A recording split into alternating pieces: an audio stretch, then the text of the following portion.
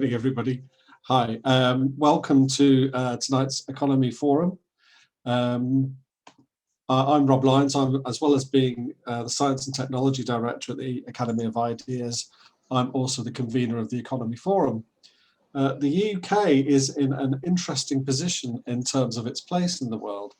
After Brexit, relations with the EU are clearly very different from how they were before the referendum. And yet our future is still very much tied up with that of the EU countries. And across the Atlantic, the Trump administration is no more. So what does it mean for the UK now that Joe Biden is in charge? So not only do we have the much heralded and sometimes ridiculed special relationship with America, but effectively we have one with the EU too. So what does it all mean? Now, before I introduce our speaker, I just wanted to say that the Academy of Ideas has been determined throughout this past year that whatever happens with physical lockdown, and thankfully we're starting to come out of that, intellectual life shouldn't be in lockdown. And we've worked all the way through putting staff on furlough, relying on support from donations. So if you would like to chip in with the price of a pint or even a large round, if you like, to support our work, please visit academyofideas.org.uk/support. Right, I'm delighted.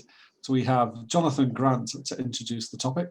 Jonathan is a London-based chartered accountant specialising in serving global clients with operations in the UK. He deals extensively with people and businesses, excuse me, across both the USA and the EU, and away from the office, he's an independent arts critic. So, Jonathan's going to speak for half an hour, a little over half an hour, and then, as usual, we'll come out to the floor for questions and points, and we'll have a bit of a debate for an hour about the things that Jonathan's been talking about. So, hopefully, I can now spotlight Jonathan. And Jonathan, the floor is yours.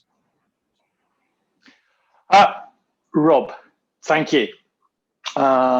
Good evening, and yes, Rob, thank you for those kind words of introduction, and to you and the Academy of Ideas for inviting me to speak this evening.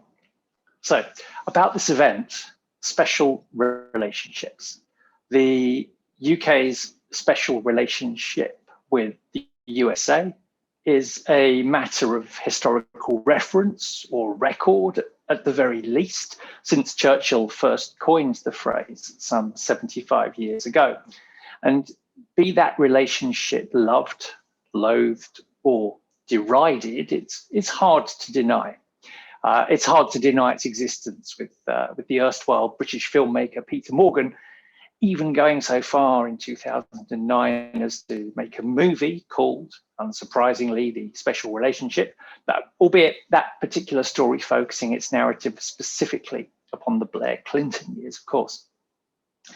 And the other special relationship to form the subject of this discussion is, of course, between the UK and the EU. No statesman has yet bestowed Britain's cross-channel ties with a description as weighty as that which Churchill hung around the transatlantic accord. So this description of a special relationship is very much lowercase and a much more generalized use of those two words. But special it most definitely is, because no other nation in the world is an ex-member of the European Union. And to that extent, Britain's relationship with Brussels is actually not so much special as unique. Let me say from the outset that my objective in this talk is not to be arrogant enough as to presume to deliver answers. Rather, my approach will be, alongside slipping in a few opinions here and there, to try and frame questions rather than comments, and to hope that this can lead into a lively discussion thereafter. A very brief introduction about me. I'm not a politician, nor a professional pundit, nor a journalist, nor an academic. Rather, I'm a businessman, a London-based chartered accountant and have spent the last 25 of my 40 years career working to a large extent, but not exclusively, with clients who are headquartered overseas and who have inwardly invested into the United Kingdom. Don't worry, I can see eyelids drooping already.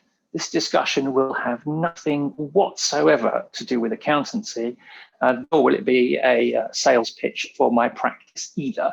But rather, I'm hoping that this talk will be a sharing of observations shaped and nuanced from the privileged position that I've enjoyed of meeting and serving clients from across the Western world, including, of course, the UK too. As Rob mentioned, away from my calculators and spreadsheets, I've also served as an independent arts critic for the last 10 years or so, and have witnessed perspectives from that community, not so much upon the United States, notwithstanding people's dreams of appearing on Broadway, but not so much upon the United States, but certainly upon the European Union and the UK's journey towards leaving the EU, that have afforded me a further perspective upon the impact of Brexit. Sadly, of course, the world of performing arts has been largely shut down as a consequence of the pandemic. But when that world was vibrant, and hopefully that vibrancy will return, its cultural impact and indeed that industry's strong associations with the EU provided the substance for some challenging debates over the years. But returning to my profession, one of the first things that I learned as a rookie accountant is what you must never discuss with a client. And the big three forbidden topics were, as you probably imagine, religion, sex, and politics. A sound and reasonable premise, one may think, and that professional credo has indeed served me well over many decades of bean counting. But to my surprise, increasingly over the last decade, and even more so after the 2016 Brexit referendum, once many of my overseas clients had finished discussing their business concerns or their annual accounts or their international tax planning question, it will have been an all too frequent occurrence that they have swiveled the discussions, perhaps by now over lunch and a glass of wine, to matters political. Informed Americans in particular, and from both sides of that country's political divide too, have over the last 5 years often badgered me with, what the heck are you guys doing over there? Didn't you vote for your Brexit like years ago? And it has been these conversations, as well as my observations of friends and clients in the EU, as well as those coast to coast in the States, including the Rust Belt.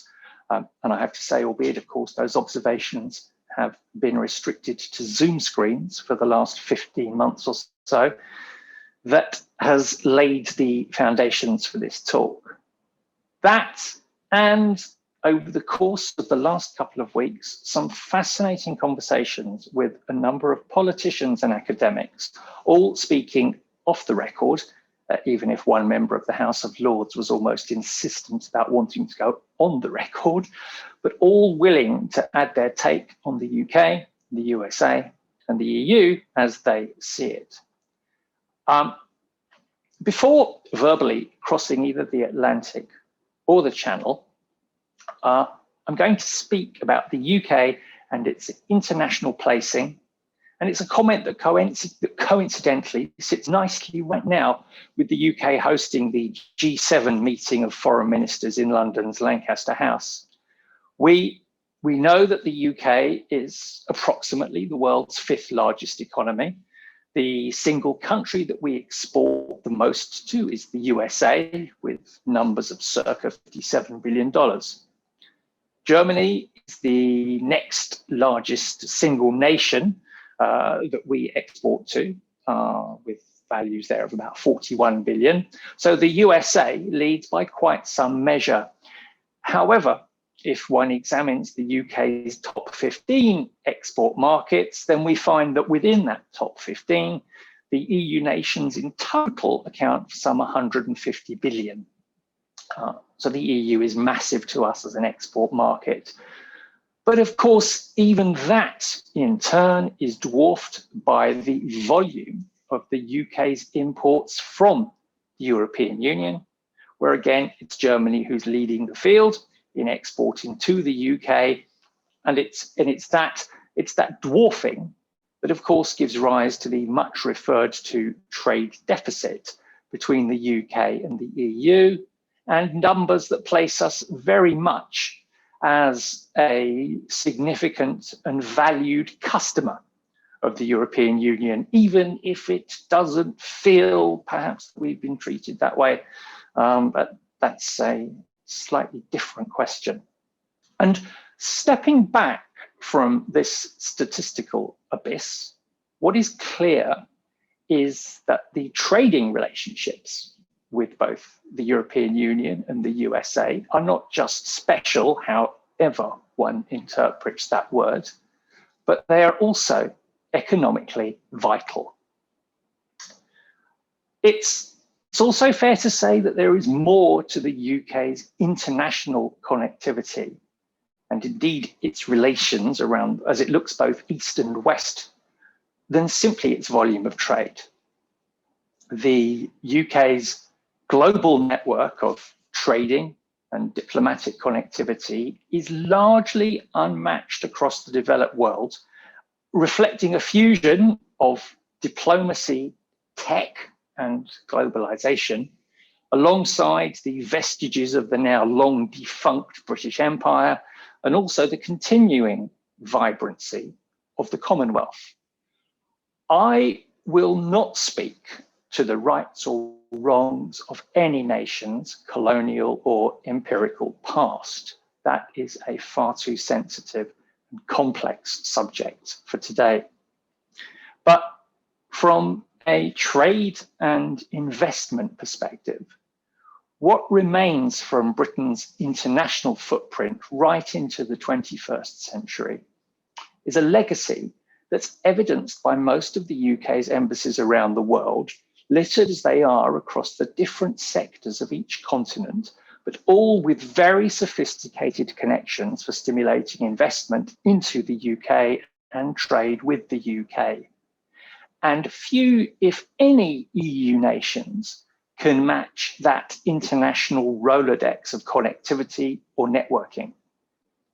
And likewise, the USA struggles to match the UK's global trading and investment outreach.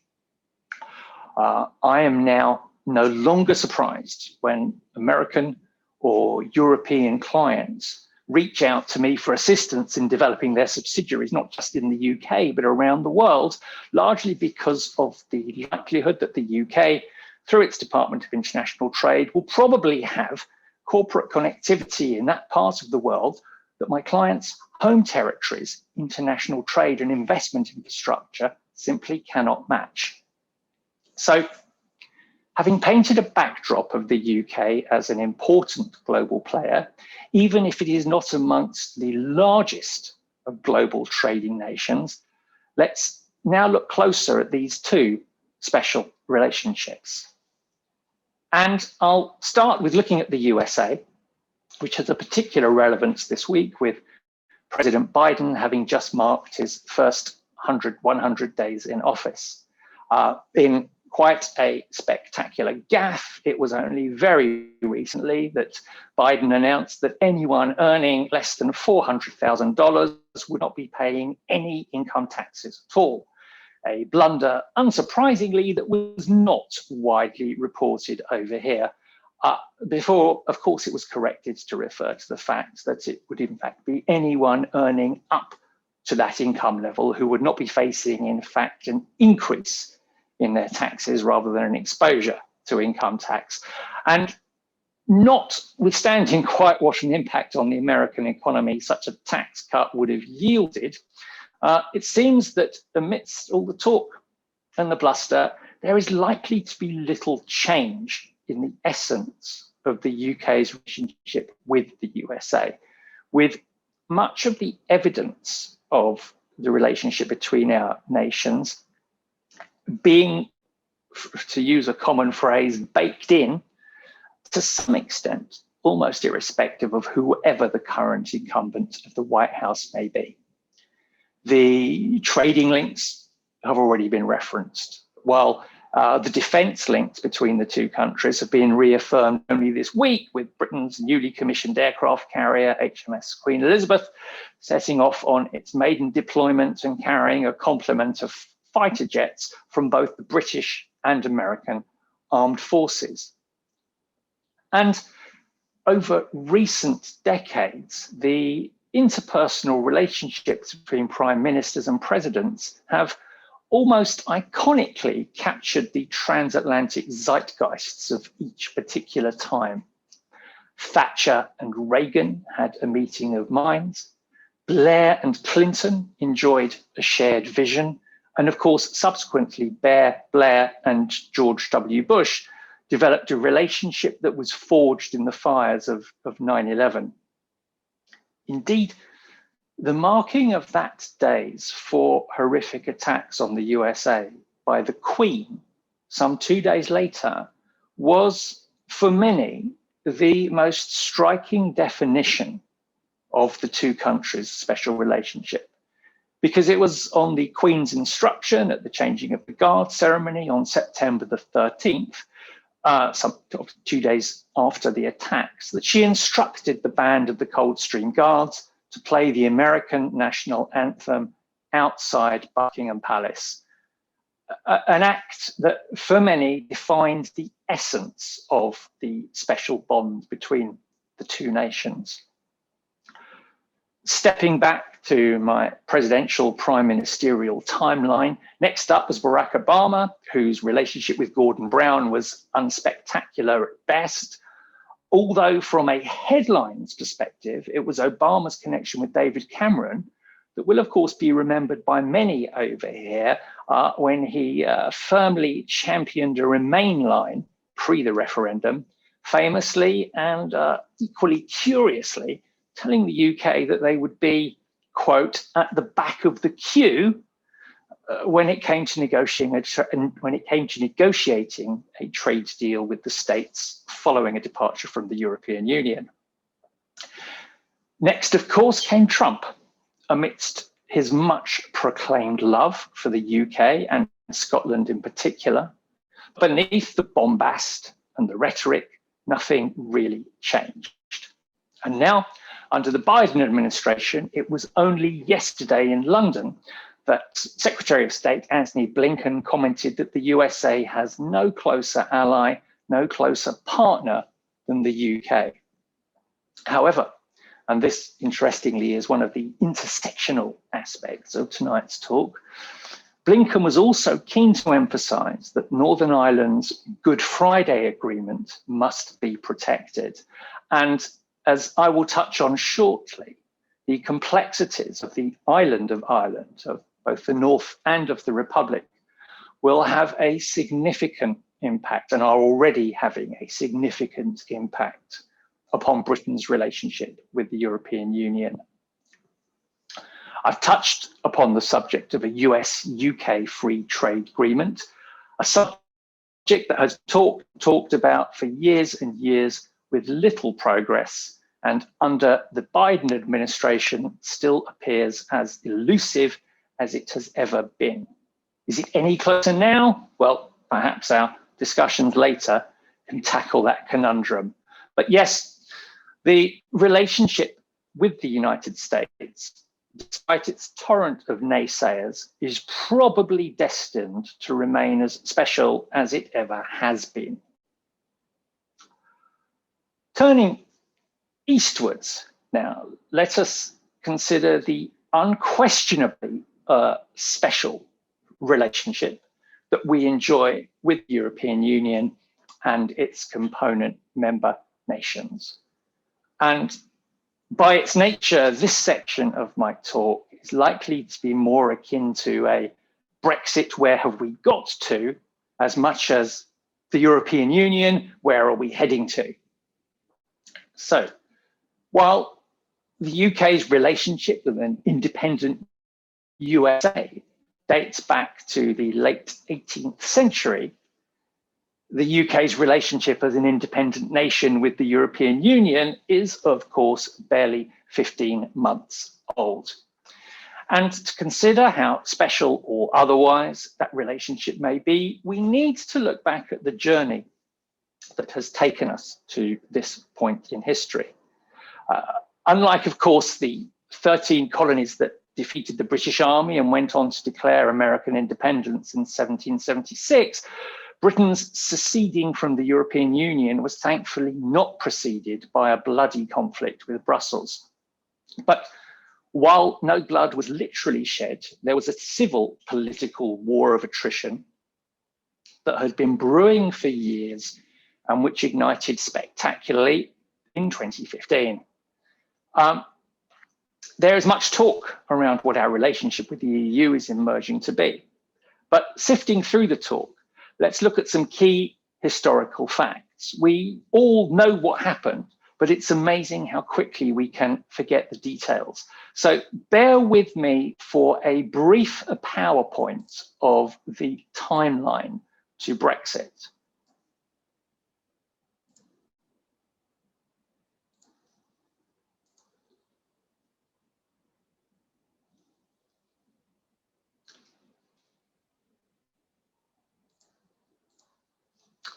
So,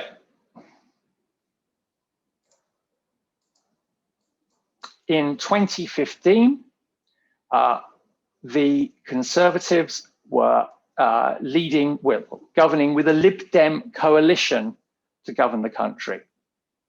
David Cameron entered the election that year expecting a hung parliament, with cynical commentators suggesting that in pursuit of the subsequent and definitely unavoidable coalition, his manifest commitment to a referendum would need to be tossed onto the bonfire of compromise as he sought a fresh coalition with the Liberal Democrats.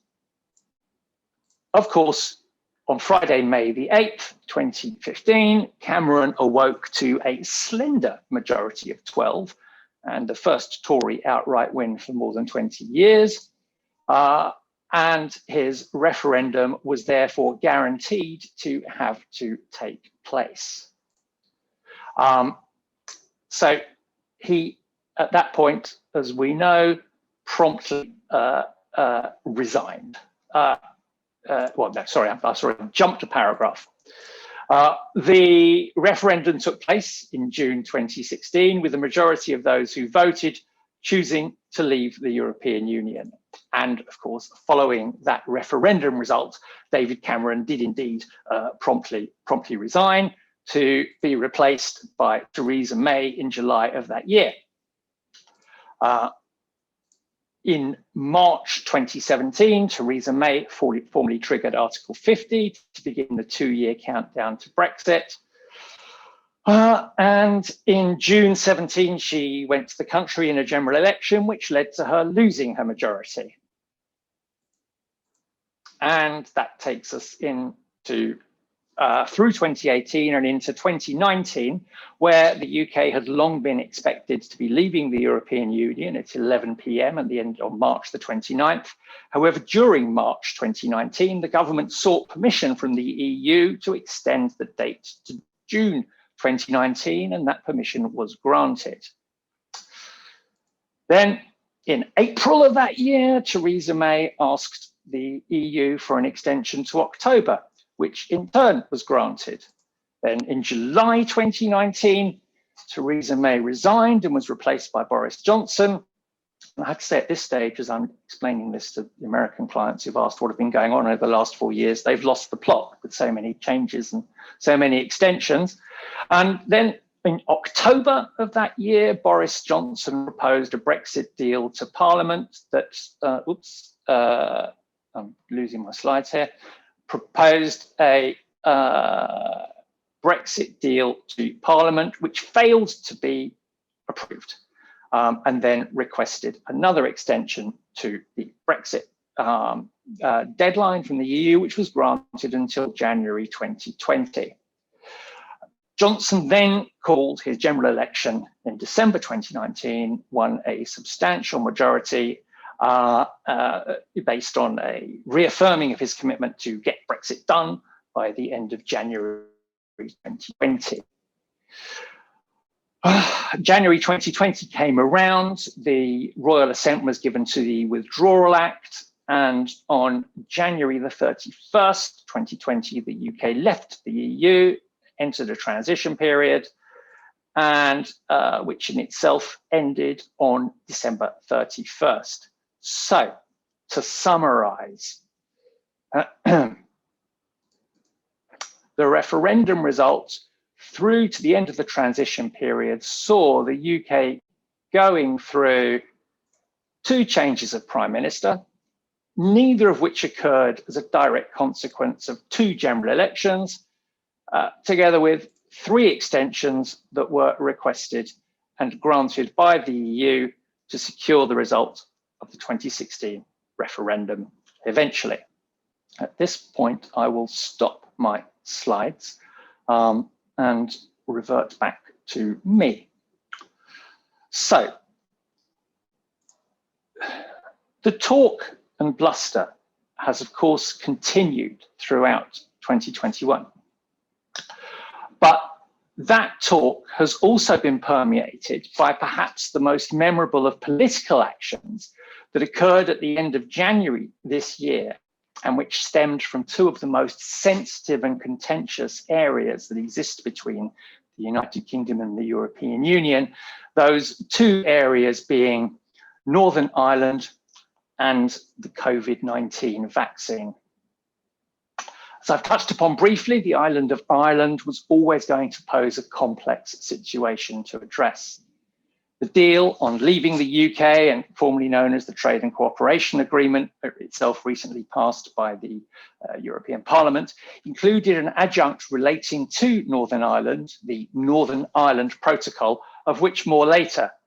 As regards the vaccine, freed from the constraints of a collective approach to a vaccine solution for the UK, Boris Johnson formed a much documented and heralded vaccine task force soon after leaving the EU and soon after the onset of the pandemic, which between them developed a world-leading vaccine strategy, the benefits of which are obvious to us all in the UK right now. In fact, indeed, from a conversational point of view, where once my continental clients will be keen to pursue extracurricular conversations around Brexit, the pandemic, etc., etc., etc., the most recent months have seen these conversations become far more nuanced and poignant and far less chatty, because it would have been inappropriate and crass for me to speak praisingly of the UK's vaccine rollout to folk who themselves may well have been and often still are desperately and anxiously awaiting the arrival of the vaccine in their own country for them and their loved ones. It's truly been a sensitive time in all sorts of ways. And so back to January, when a panicked Ursula von der Leyen was desperately seeking to enhance the EU's access to vaccine supplies. And at this point, I will charitably assume that that was her motive, rather than a desire to impede Britain's remarkable progress. And it was across Belfast, Dublin, and Westminster that jaws dropped as von der Leyen turned to the Northern Ireland Protocol and announced the invoking of the protocol's Clause 16 emergency powers that would effectively and immediately have imposed a physical border across the island of Ireland, thus breaching much of what had been achieved under the Good Friday Agreement. That this announcement was made without prior reference to neither the governments of the UK or the Republic of Ireland, nor the Northern Ireland Assembly, fueled frustrations on both sides of the Irish Sea. Within a few hours, von der Leyen had climbed down and withdrawn her announcement. But nonetheless, and importantly and potentially quite usefully, there'd been a demonstration from the EU that in pursuit of the bloc's self-interest, the needs not only of the UK, well, we were no longer an EU member anyway, so a little bit of contempt for the EU could possibly be understood. But also the needs of the Republic of Ireland, a full member of the European Union, could and would be shamelessly disregarded, from which we can form our own opinion, or upon which we can form our own opinions. There's a strong body of opinion over here that contends that the Northern Ireland Protocol as it stands is unworkable, posing the single largest threat to a harmonious relationship between the EU and the UK. A member of the House of Lords drew my attention to the European Convention on Human Rights, specifically Article 3 of the Protocol's first convention, which references the absolute right to free and regular elections to legislature. All European countries currently comply with the convention, except, that is, for the province of Northern Ireland. The noble lord went on to explain that there are now 3 lawmaking bodies sitting over Northern Ireland. Firstly, there is Parliament in Westminster. Then there is the Northern Ireland Assembly, acting under the legislation of the UK Parliament with devolved powers, and which in certain areas is competent to make law. And finally, there is now the European Commission, which, if it changes regulations that are now in place, those will have immediate and direct effect in Northern Ireland. And while the people of Northern Ireland have a direct electoral connection to both the Westminster Parliament and to the Northern Ireland Assembly, they have no representation whatsoever in the European Parliament. The noble lord continued on this basic question about the human rights, the electoral rights of the people of Northern Ireland, and what a stark contrast those people are currently forced to endure when compared to the values that the European Union proclaims. It remains a difficult time for a lot of Northern Ireland.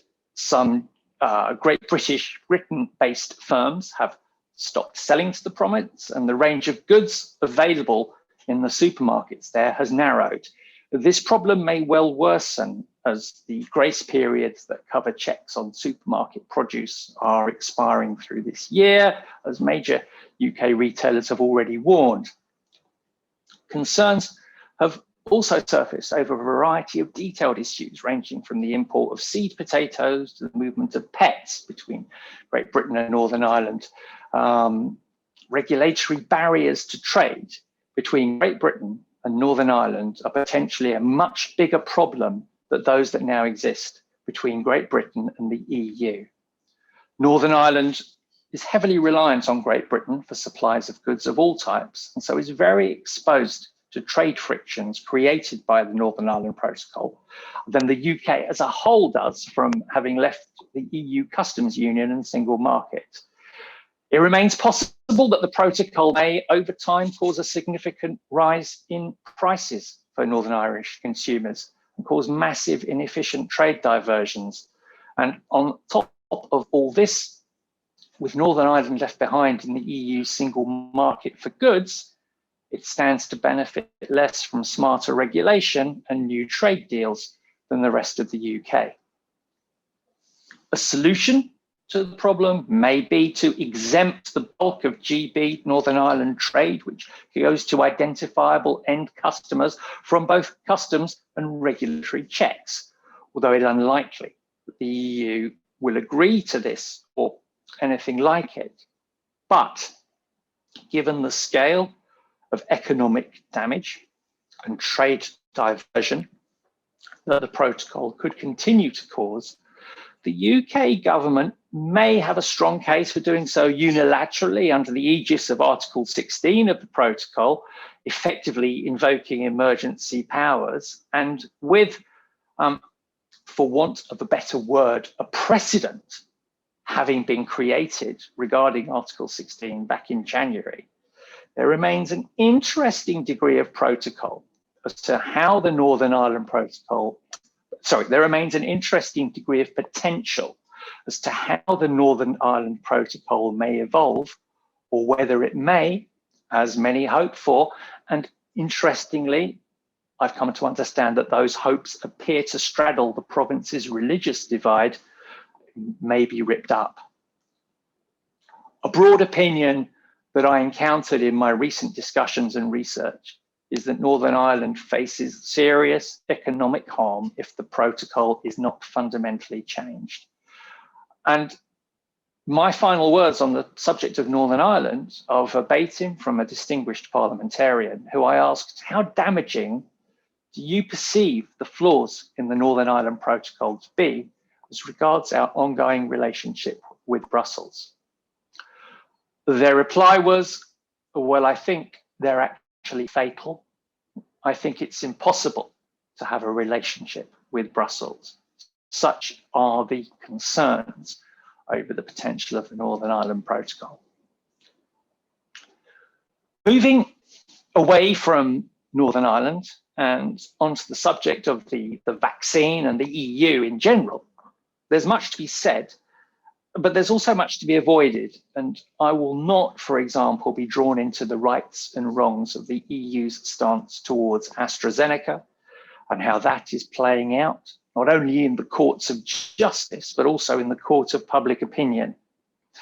I will, however, in conclusion, and also for the first time ever, refer to Michel Barnier, who of course led the EU's team through the Brexit negotiations.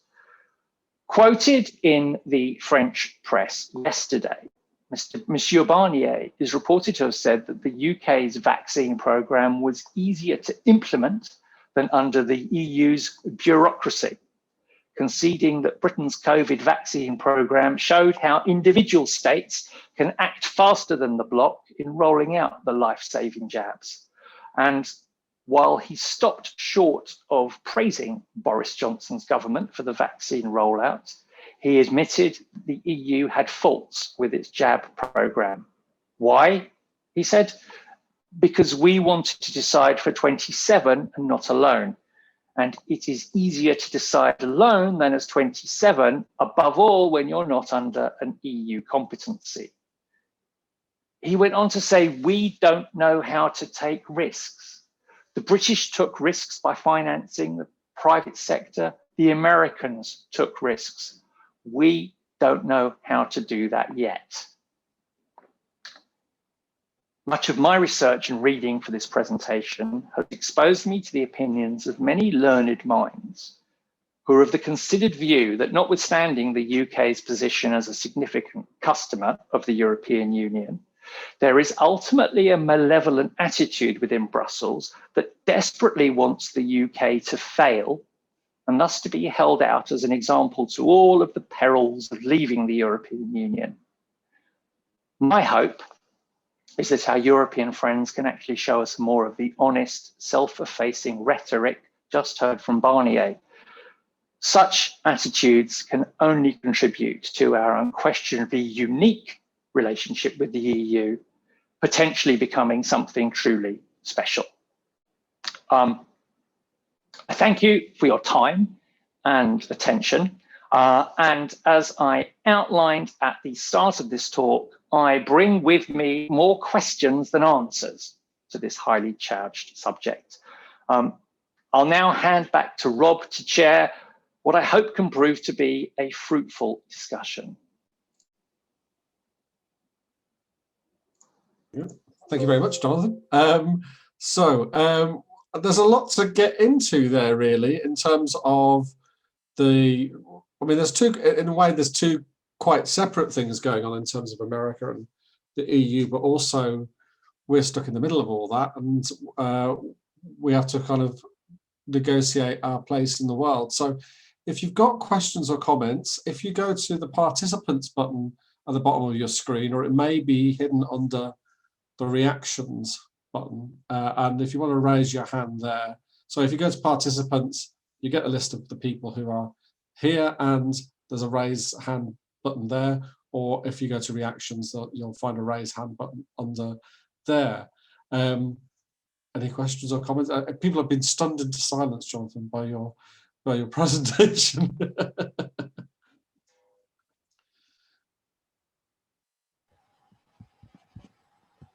So I'll ask. I'll get the ball rolling. In that. Oh no, Mehdi's come in. Mehdi, far away. I'll have a go. Thanks, Rob. Jonathan, thank you very much for that tour de force. I really enjoyed it. You've really raised some of the issues that we as a country have been grappling at least since 2015 that your slides show. And you've highlighted all the pluses, all the minuses. But one thing you left out is as a result of what we've been going through, the State of the Union.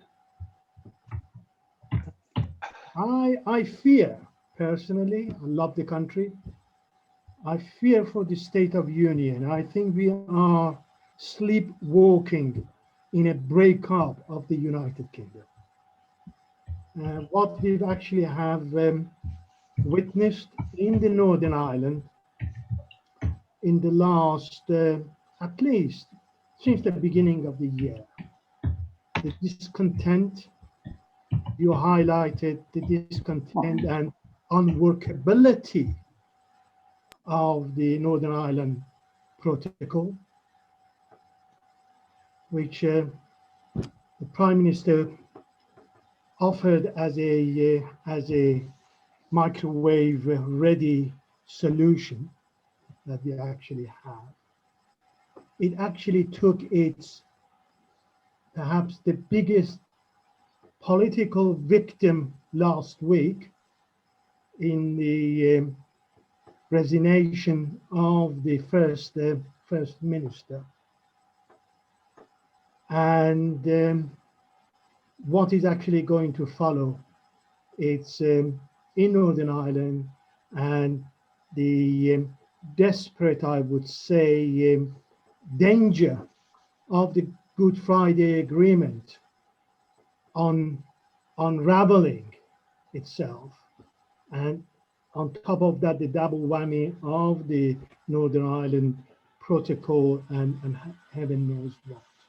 And when we look northward, we see the state, we'll see perhaps on Thursday, day after tomorrow, what will actually happen in Scotland with regard to the move towards the independence and the noises one hears also in Wales. Therefore, although I admired your presentation, but I believe you left out this the fate rather of the union, and what Okay. would be rather fearful. Thank you. Okay, thanks, Mehdi. Let's just get Peter. Do you want to make your point? Hi, yes, just a very quick question. Always talk about Northern Ireland. I'm presuming the reason that the Northern Ireland agreement went ahead was probably when Biden first met Johnson. He said, look, Congress, there's no way they're going to give pass a free trade agreement if there isn't some agreement with Northern Ireland. Now, I'm not really an expert on that, but how much does internal US politics and US internal Irish politics play into this? Okay, role of internal politics there. Thank you very much. Phil Mullen. Thanks very much, Rob. Thanks, Jonathan. That was very, very, very useful. I mean, just as a couple of people already spoken on the Northern Ireland Protocol, just to say I was very pleased to hear your conclusion on that, which was indicating that there would not be not so much a relationship between London and Brussels, but really any basis for meaningful relations between Britain and any really leading European country for as long as that protocol is in existence. I think you quoted somebody to say that that's just going to be impossible. So I think the conclusion from that is that however disruptive it's going to be, that will need to be scrapped. And it was, disingenuous of Boris to have signed up to that in the first place. It was bound to have these consequences. So I very much agree with your conclusions on that. I wanted to broaden out in terms of the broader topic of special or any relationships really between different countries in the context of one of the lessons of what's come out of the last 15 months of COVID and the pandemic. Because it's been widely noted by many that one of the casualties of the last 15 months has been to reveal that international cooperation is a very far diminished category. That I think the Financial Times' Martin Wolf summed it up very well when he said, given what's happened with COVID, you would have expected us all to be impressed with the benefits of international cooperation, and yet the opposite has happened, that people have seen the opposite of cooperation, and that, he said, out of fear, countries have turned inward rather than outward in this context of this great global crisis.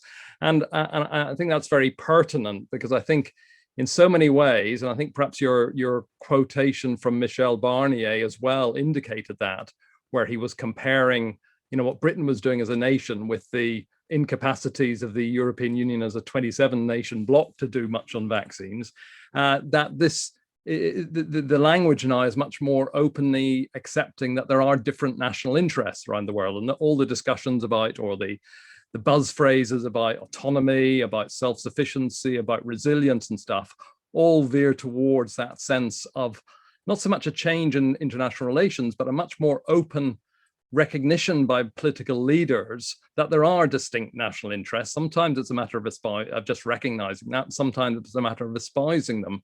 And I think that's very important in terms of a different international environment for discussing things like a special relationship. So I was wondering what you thought about the consequences of what I would call the fraying of the Western alliance, which has been more brought out into the open in the last 15 months, what consequence that has for the areas of continuity that you pointed to within your presentation.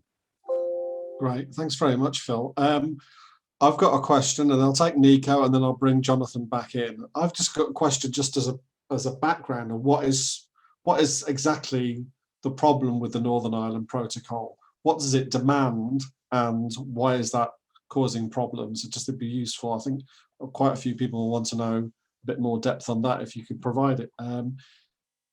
Nico. I really enjoyed the talk and introduction. It's very and informative.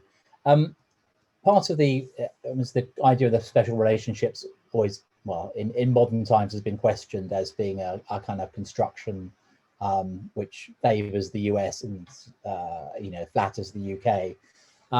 But part of the reason that the United States in modern times has wanted to have a relationship with the UK is because of its membership of the EU, and it was partly not wanting to take an Atlanticist position that prompted Adenauer in Germany or West Germany and de Gaulle in France to refuse the UK's membership of the EEC on a number of occasions.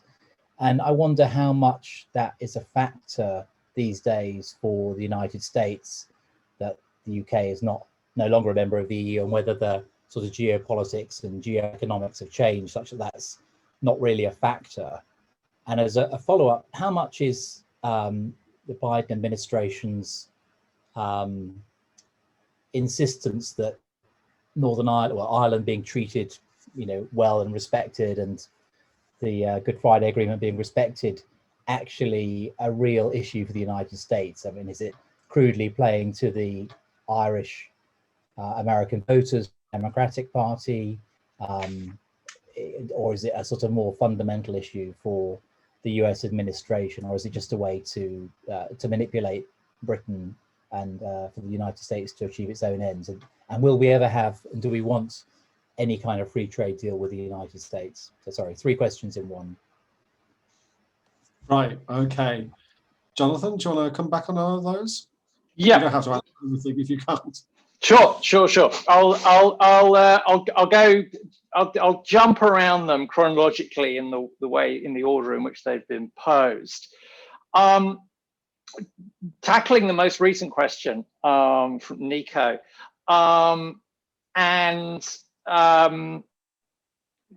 the free trade agreement with the USA has been talked about for a very, very long time and has never arrived. I don't think it's arriving anytime soon. And if I hark back, in fact, to a slight marketing ploy that I used to American clients, it's that we speak your language in Europe's time zone. So I recognized very much the fact that the UK has been a stepping stone culturally for America into the broader European Union markets. Though what I have to say is, whilst Brexit has been highly flagged for the last few years, albeit only becoming a certainty within the last 18, 24 months, I have seen no let up in investment into the UK, and I am talking about my business again. I have seen a very vibrant level of investment, of corporate, both asset acquisition and corporate development in the UK. So my broad approach to this, and I'm seeing it from my lived experience, is that even despite Brexit, the UK's trade relationships, including with America, will continue to thrive. Whether or not there'll be a free trade agreement with the USA, I'm going to be really, really skeptical. We've done very well without one so far. Full stop on that. As regards Biden's references to and his I shouldn't say references, that's far too dismissive. His love for his Irish heritage. I don't doubt the sincerity of his emotions. I recognize also that there's a significant play to a part of the American electorate in that. Though I'd also hasten to add that America is still famously isolationist in its attitude, and to a large degree, people shrug their shoulders and say, so what? Interestingly, chatting to a couple of American academics over the last couple of weeks, where we've seen the tragedy of the death of Prince Philip, and of course the complications arising from the much reported interview with Meghan Markle on television and Prince Harry. What struck me from both of the people who I spoke to was the level of respect that those people who were aware of the United Kingdom felt towards the loss of Prince Philip, and that how that, in their perception, overshadowed the far more shallow impact of the Meghan and Harry interview. Going on to the question about the pandemic and international cooperation, it's an interesting question, because ultimately the role of government has or should be to protect its people. Sadly, heaven forbid, that's why wars happen. Wars happen because some nations may be aggressive or other nations may not want to be aggressed against. But the role of government should be to protect its people. And ultimately, I don't think you can blame, for example, Britain's very focused attitude to rallying its vaccine task force and getting something done with a lot more efficiency than its neighbours over the water. That being said, and as a challenge to your point, I look at what Britain's attitude was, where it vastly overpurchased vaccines, always with a view to sharing what's surplus it may have amassed with other nations. And certainly some weeks back, there was much talk about Britain's vaccine surplus, as and when it arises, being shared with the Republic of Ireland in the event that the European Union sees supply issues. It's very complicated. You're not wrong in what you say, but also there's more nuance than black and white. I'm now going to pick up on that comment on the union, the very first question that was raised. I avoided referencing the union in my talk, largely because, gosh, it's an evening on its own. There are those who have heard and who have reported, and it may be that Claire may even have heard it firsthand, this threatened message from the European Union that the price that Great Britain will pay for Brexit is to lose Northern Ireland. As I say that from hearsay rather than from any statement of fact. But I do not believe there will be any tears shed in Brussels should the union fall apart. Personally, I hope it doesn't happen. And if it does, and if something fundamental were to happen to the union, I think that would cast a very particular skewed vision from this country across to the European Union. Rob, I'm going to duck your question on what is the problem with the Northern Ireland Protocol, because the answer to that will be far too massive. Okay, right. Right, Jonathan, you can take a little breather, but keep taking notes. I'm going to now go to Hilary. Hopefully that'll work. Thanks, Rob. So you kind of anticipated my first question, which was around that there's always been this argument, hasn't there, that the UK is uniquely placed in language and time zones for international trade and financial market trade. And I just wondered whether the whole discussion these days about asynchronous work, about it doesn't matter where you are when you're working or when you're working, you know, is there anything in that threatens that that unique position that the UK has often claimed, which gives it the area for the special relationship? And so that's kind of an America-focused question. And then an EU-focused question is that it does seem to me that a big increase in trade with the EU, with them providing services, is in the EU providing personal and healthcare services, particularly because of their different demographics, their different population pyramids to ours. And it seems to me that's an area that's certainly highly regulated here, and a potential area for triggering quite a lot of conflict. And I just wondered if that's something we needed to keep an eye on. Thank you.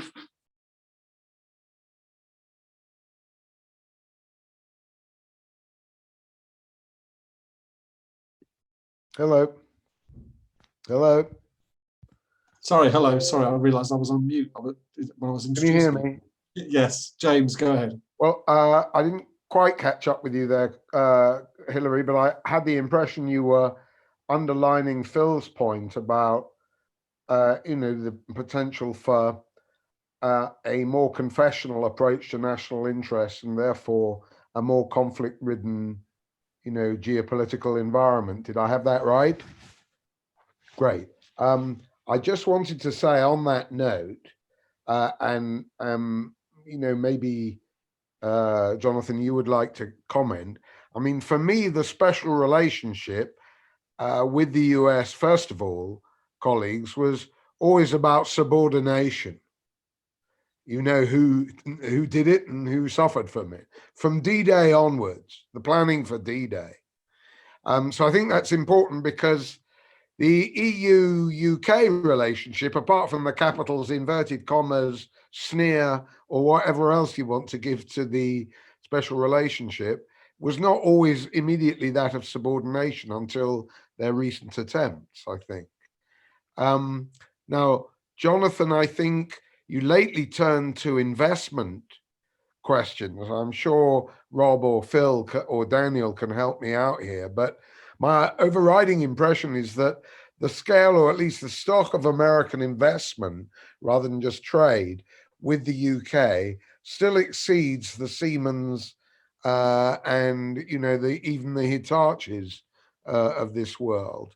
And the other thing is, I just saw a report in the Daily Mail, of all places. I think the scale of Chinese FDI is something like 163 billion at the moment, which is not that much, but as a stock, they've clearly been building fairly fast recently, the last few years. Now, I mean, we can even say, look, a special relationship, definitely with lowercase, will shortly be claimed between Britain and India, right? If we're cutting off China, they're going to claim India next. So I think all of these special relationships, need taking them with a bit of pinch of salt, really. It seems to me that the Five Eyes arrangement is arguably the main event, buttressed by mutual support for Saudi Arabia, for NATO, for not much business in Africa. America's not really active there, even in the way that Britain is. Support, obviously, in Central Asia. And I don't know if colleagues can help me, but just recently there was a lead article in the Telegraph Business News, it's so obscure, saying that in some kind of security or technology matter, and it wasn't the alternative to GPS, that OneWeb is being offered by the government as an alternative to satellite communications by the US. Some learned notes being taken by our host, Rob, here. I am delighted. Some other kind of security tech system, cyber, quantum, I don't know what it was. Britain wasn't going to go the American way, and we'll see it again fairly soon with Trident and other things, or F-fighter jets, right? It's not always harmony on the defense front. I think it is on the Five Eyes front, possibly on the climate front for a bit. But in some important decisions about security, we saw it a bit with Huawei. It's not always unanimity. And usually the US, going back to the relationship of subordination, tends to get its own way, which is what happened with the Huawei way. Okay. All right. Very good, James. Very good. James Matthews. Thanks, Rob. And thank you, Jonathan. Really appreciate that presentation. A couple people asked around US internal politics, and just to say that unfortunately, I don't think the UK, EU really is much of an issue domestically. I think there's not a lot of knowledge of what's going on currently. And, popularly, it's probably Meghan and Harry is probably the most, things that people would say come to mind. I don't think Biden doesn't really play up his Irish heritage. There really isn't an Irish interest group in the way that you might have said back, in Kennedy's day. But I think, though, that the most impression you get is that has to do still with Trump, and that basically anyone that was pro-Brexit is basically seen as like Trump. And so Boris is seen as like the British version of Trump.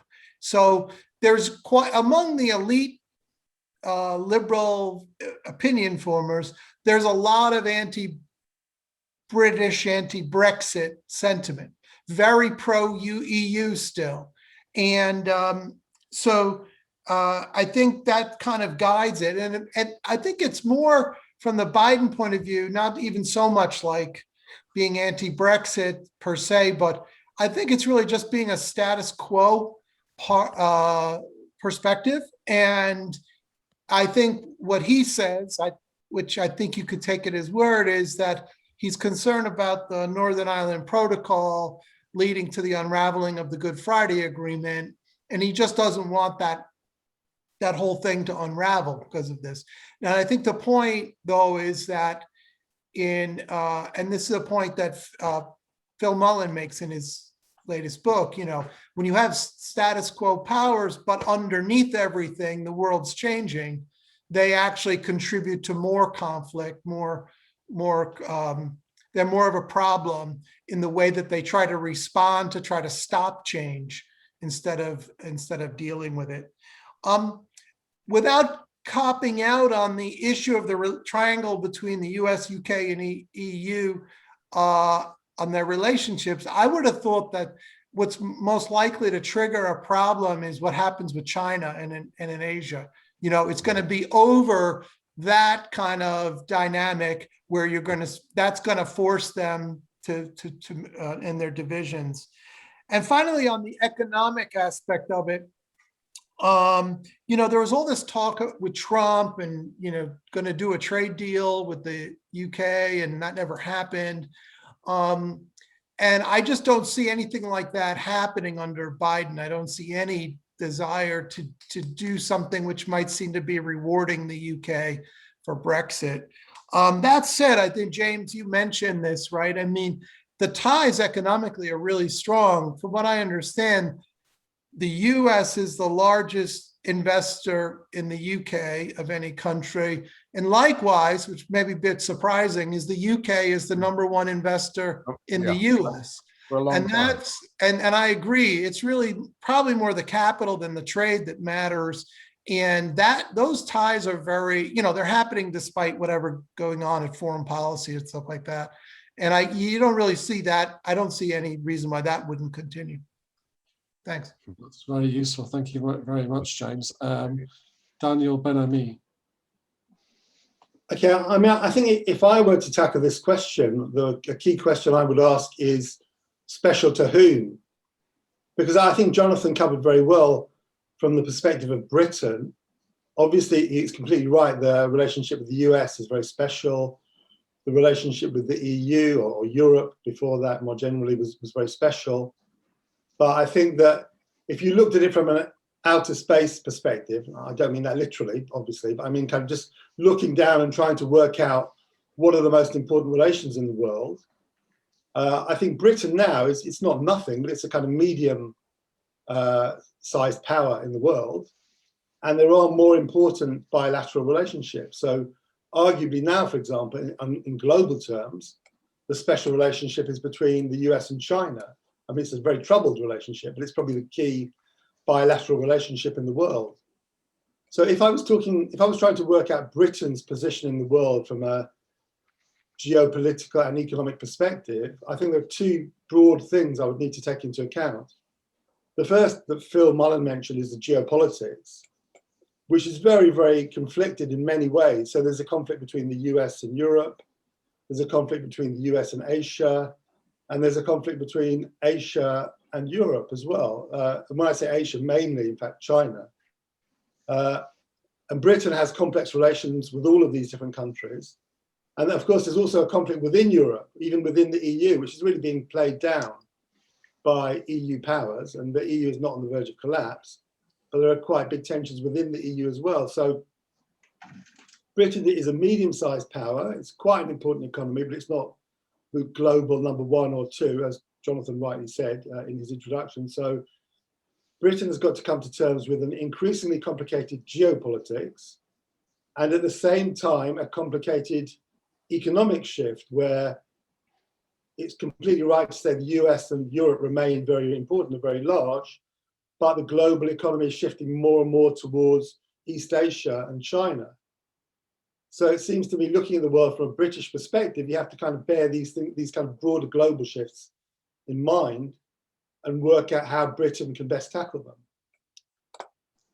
Yeah, that's very useful. And this question of is the UK/EU/America a bit redundant? Monica has asked in the chat, isn't this all a bit yesterday? America is in crisis and will soon be overtaken by China, as far as the EU is concerned, on recent performance over von der Leyen's vaccine fiasco, and the UK's rise from the phoenix from the ashes of Brexit. How stable is the EU?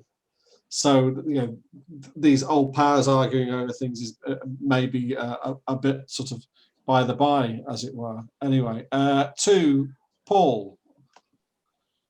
Hi there. Yeah, mine's more of a kind of simplistic point, but I'll throw it into discussion. There's kind of been a feeling, or maybe people have pointed out, that there's a possibility of kind of COVID economic bounce due to pent up demand in the economies, especially like in Europe, America, and the UK. And if that does kind of occur and the economy, you know, at least numerically in numbers terms, looks like it's better off, to me, this potentially kind of takes pressure off governments to a certain extent. And I'm wondering if that did occur, because a consequence could be that there's actually a kind of a delay in any kind of reconfiguration of relationships, especially in the West, you know, whether they're special or not. You know, it could be 6 months, it could be 4 years, I don't know, it depends on what actually happens. But so I suppose my point is there is a possibility that there's almost a kind of temporary return to kind of normality, sort of around globalization and stuff, apart from, as several people, but I remember James Matthews mentioned, the difference is the relationship with China. So my point is, I guess, is there a possibility short term for a kind of semi-return to normality and tensions between the EU, America and UK actually being alleviated in the short term? Okay, great. So, Jonathan, I'm going to give you a chance. Is there anything you're itching to get back in? Yeah. So I'm going to pick on a few points, and I'm not going to answer everyone's question or comment. The very first comment that came from a woman, sadly his name I didn't scribble down, referencing the ability to work globally and work internationally, and does that impact on how significant the UK may be. I think whilst the ability to absolutely globally work anywhere and pitch up and connect to a computer and do what work has to be done, absolutely can physically be done anywhere. But as a market, and remember that the bulk of the UK's, a large amount of the UK's income, I couldn't say what proportion, comes from its financial services sector. One of the reasons of that is that the UK's financial services market is very mature and very trusted. And we have capital markets here that are largely respected the world over.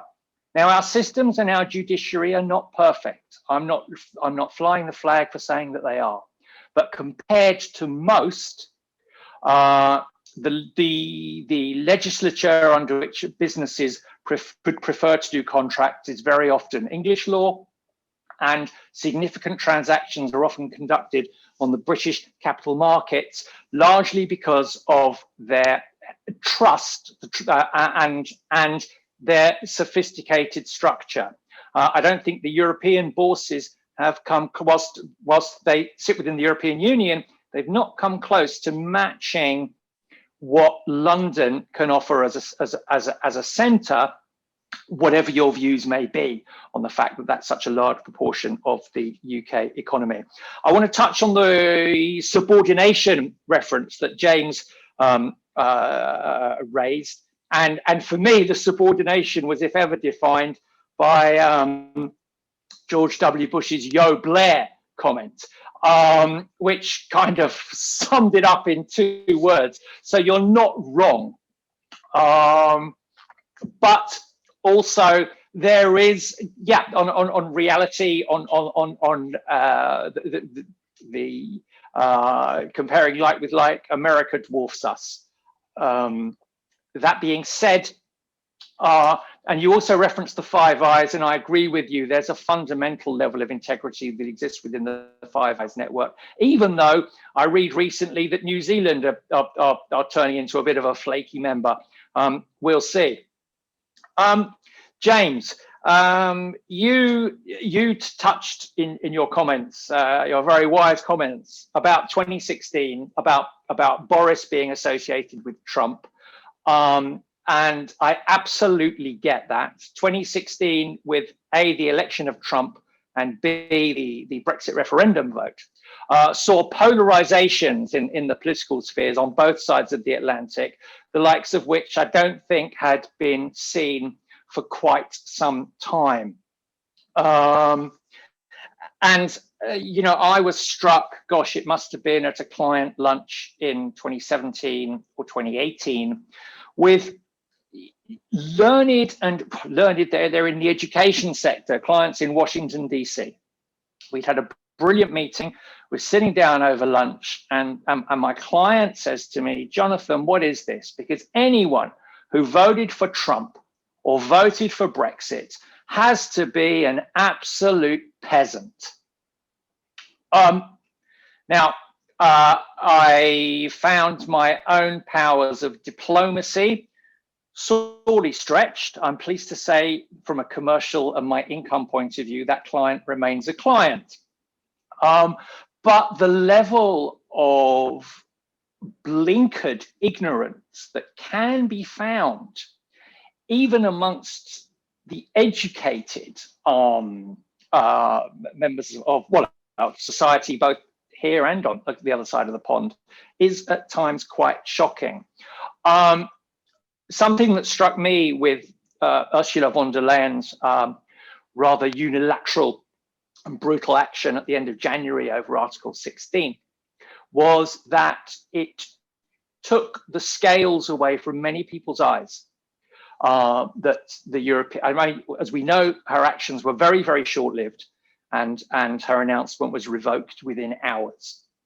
Notwithstanding that, there are many people who found that they learned something from that episode from von der Leyen that they had previously not seen in the European Union. That being said, when I was having a dry run of this conversation with a very good friend of mine, another Londoner, who referred to the UK not as a second-tier nation, which it unquestionably is. We're not a first division economy compared to America or China, but referred to as a second-rate. And that struck me as quite a damning view of one's own nation, and it left me mildly troubled. I think I'll leave my comments there, and I apologise for those questions that I've not responded to. Okay. Well, we're coming to a close soon. I'll give Jonathan a chance to sort of have a final bite before we do. But any other points or questions that anybody wants to raise, please do so now. I mean, the one thing that I wanted to say, because you were in your opening remarks, Jonathan, you made the point about nuance. So, and there's been quite a bit of discussion about the potentials for disagreements and conflict, and for national interests to assert themselves. So, perhaps we need to. What the basis for cooperation now? Is it just that that's the way things have always been, and this rules-based order, the old order, will just kind of linger on, or is there any basis for a sort of renewal or a more dynamic relationship of cooperation as well as conflict? I mean, thank you. Nuance is everything and everything and nothing. It's hard to say whether it will be whether the old world order will be upended. Clearly, I mean, there was a reference made earlier this evening to the cutting off of China, or the UK cutting off of China, and I'm really not sure that that's going to happen. the world order is changing, and I will leave my comments at that. Okay. Any final thoughts? Otherwise, I'll let Jonathan make any final comments himself. Okay. Right. Any other stuff that you want to raise before we finish this evening? Oh, I would just like to thank everyone who's participated, and indeed those who've just attended and watched and listened. It's been a privilege to share my thoughts this evening. The world is in a state of change, with and whether Brexit will be the start of a dam breaking in the European Union, who knows? I hope, my aspiration is that there are more Michel Barniers to be found across the channel who are prepared to look self-deprecatingly at themselves. And I don't hold Britain out as not needing to look self-deprecatingly at itself either. We're far from perfect. That's probably a suitable note to wrap my comments up.